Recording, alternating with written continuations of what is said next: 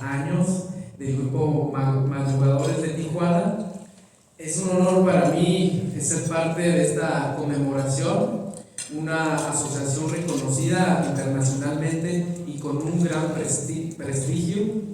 Su presencia y permanencia en el ámbito público y en el debate de las ideas son fundamentales para nuestra democracia y para la construcción de una sociedad comprometida y cooperativa con los temas que nos aquejan en nuestra ciudad.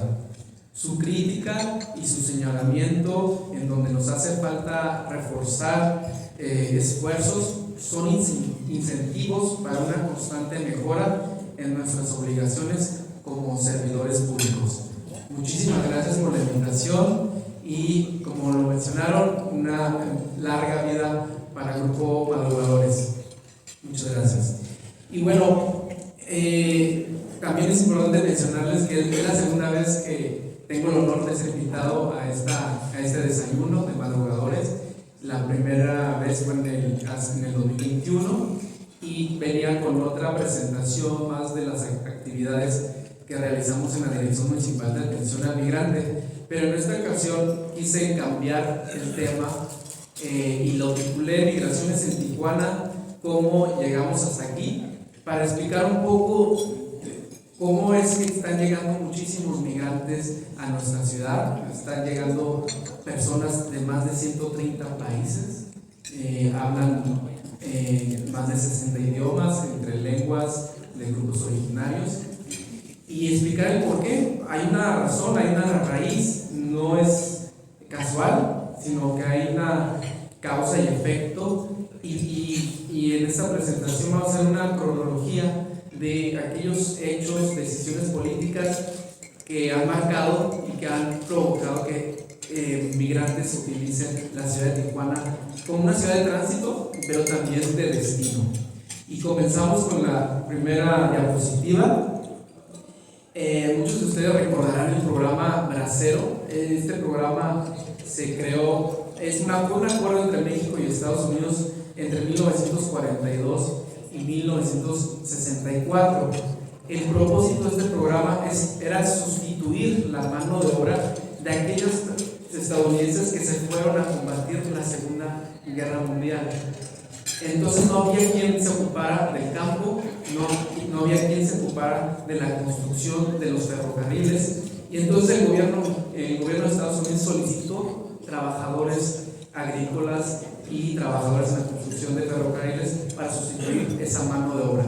Y ahí fue el inicio de una migración laboral de mexicanos hacia Estados Unidos. Anteriormente ya se había dado en la época de la Revolución, pero aquí fue en parteaguas porque aquí ya fue un acuerdo, ¿no? A estas personas pues se les daba un ingreso y posteriormente terminó el programa, regresaron muchos a México y otros se quedaron en Estados Unidos. Tuvo su polémica este programa por el trato a veces inhumano de los mexicanos, porque no les daban los instrumentos adecuados para poder hacer sus labores, los rociaban de pesticida, que se les desinfectante para los vegetales y todo lo que se sembraba. Y bueno, ese fue el programa paisano. En 1965, el presidente de Estados Unidos, Lyndon Johnson, también crea una ley, una facilidad para migrantes de la Europa Occidente. Aquellos que tenían familiares en Estados Unidos podrían iniciar su camino a la ciudadanía. Entonces, estamos viendo cómo Estados Unidos empezaba a abrir la migración, necesitaba migrantes también para la construcción de los rascacielos, para el campo, y ahí la ley de 1965 pues, también fue un parteaguas importante. La siguiente, por favor. Muchos recordarán este programa, Pies Secos, Pies Mojados. Esta se creó cuando, bueno, la denominación Pies Secos y Pies Mojados se dio más adelante, pero en 1966 se crea esta ley de ajuste, así se le llamaba, para aquellos cubanos que huían del régimen comunista, y Estados Unidos les daba el asilo, les daba una residencia permanente, y ya para 1995, en la época de Bill Clinton, se extendió, se hizo un ajuste a esta ley cuando se le llamó pies secos y pies mojados. ¿Por qué? Porque eran aquellos cubanos que salían de la isla y en balsas llegaban a Miami, y al tocar territorio estadounidense se les daba el asilo. Quienes llegaban por su propia cuenta se les otorgaba, quienes llegaban con la ayuda de algún guardacosta eran retornados al país de Cuba. Entonces ahí hay otra amnistía para este grupo cubano, ¿no? Por el régimen comunista que dio un golpe de Estado en 1965. La siguiente, por favor. La ley de refugiados de 1980, cuando Estados Unidos interviene en Vietnam, se ve obligado a recibir a aquellos vietnamitas que fueron desplazados por esta guerra. Había un conflicto entre Vietnam y otra región, había una guerra civil y Estados Unidos intervino, y al intervenir pues muchas personas fueron desplazadas o huían de este régimen comunista, y Estados Unidos se vio obligado a recibirlos y a modificar su ley de refugio en 1980 para otorgarles pues la vía al asilo y la vía a la ciudadanía. La siguiente, muchos también recordarán esta, la amnistía de Donald Reagan de 1987, que también se le conocía como Simpson y Rodino.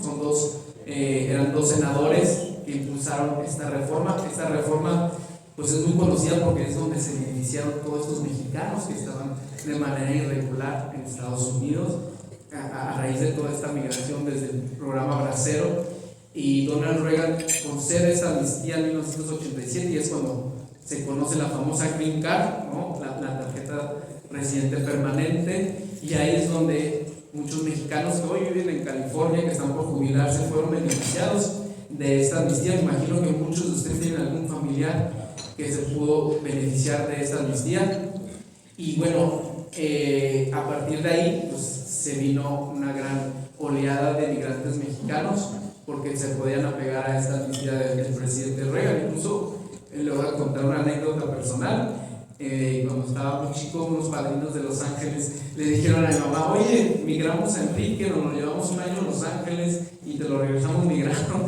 Y mi mamá pues no quería separarse de mí, ¿no? Pero así de fácil era apegarse a esta amnistía, ¿no?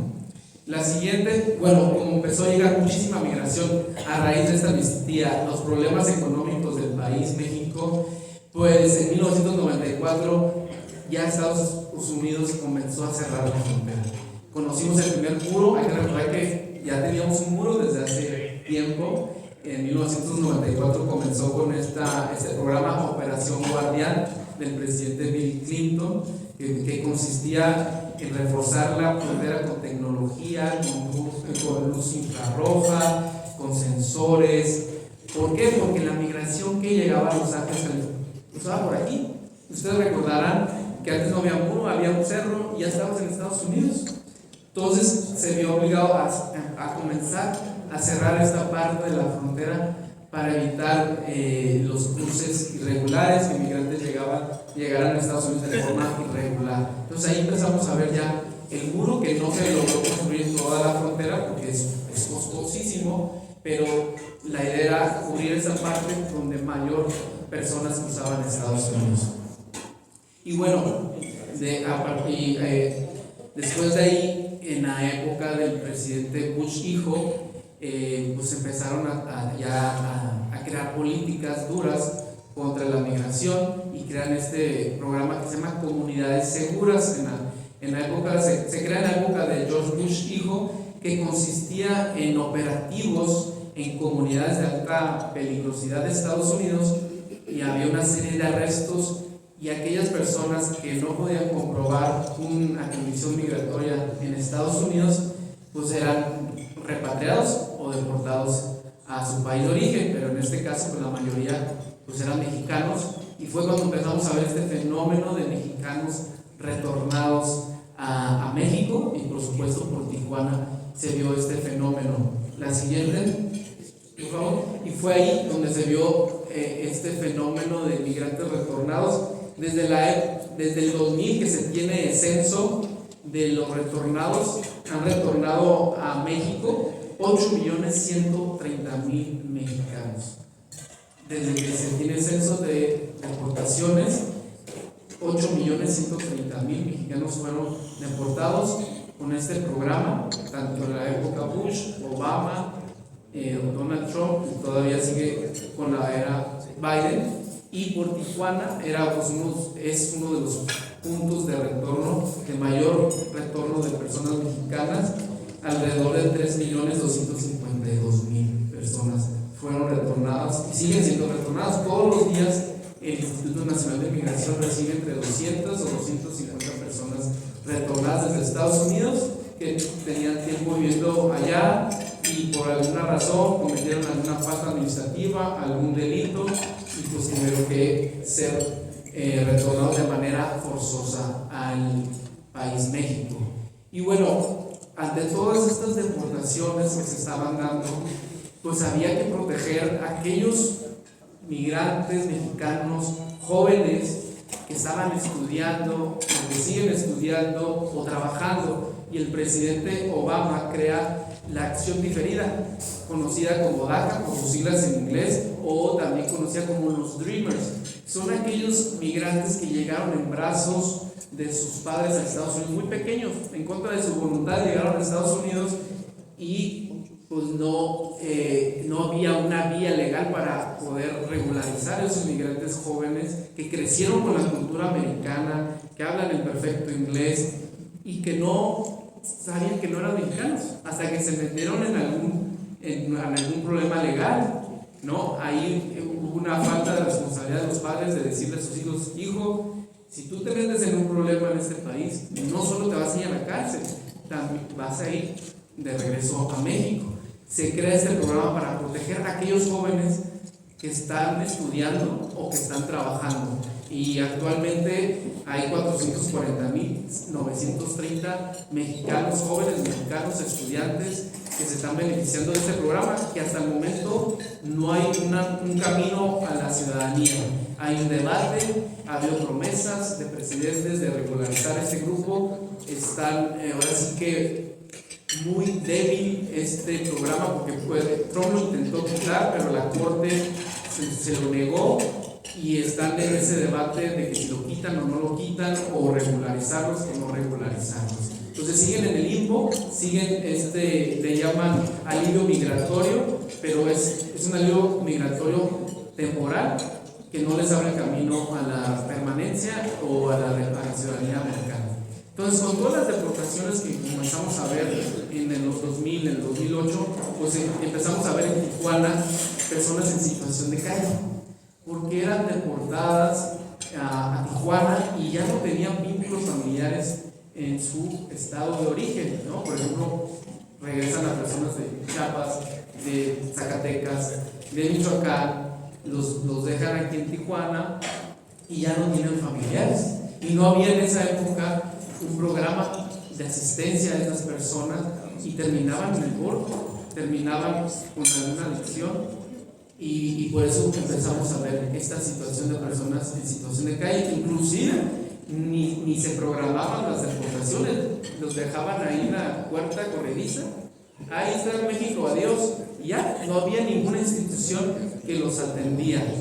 Hasta ya a mediados del 2013-14 se crea el programa Somos Mexicanos, la siguiente por favor, donde ya lo recibe en horarios programados, se ponen de acuerdo entre el Border Patrol y el Instituto Nacional de Migración para recibir a los mexicanos, darles documentación, identidad, un oficio de identidad, se les da alimento, se les da utensilios de higiene, se les menciona las ofertas laborales, se les paga el transporte a su lugar de origen si lo desean en ese momento, quien se quiere regresar, y el Instituto Nacional de Migración les paga ese boleto.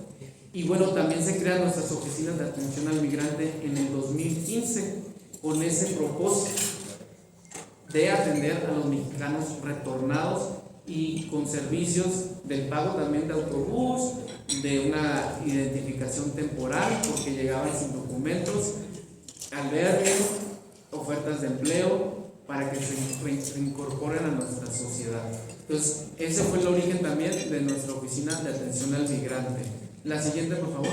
Y bueno, se crea la oficina de atención al migrante para atender a los mexicanos retornados en 2015, en octubre de 2015, y en el 2016 ya nos llegaron 15,000, alrededor de 15,000 y 20,000 haitianos, ¿no? De manera sorpresiva. Esta comunidad haitiana estaba viviendo en Brasil y Chile. Hay que recordar que hubo una desgracia en Haití en 2010, hubo un terremoto que sacudió a la ciudad y hubo un desplazamiento de los haitianos.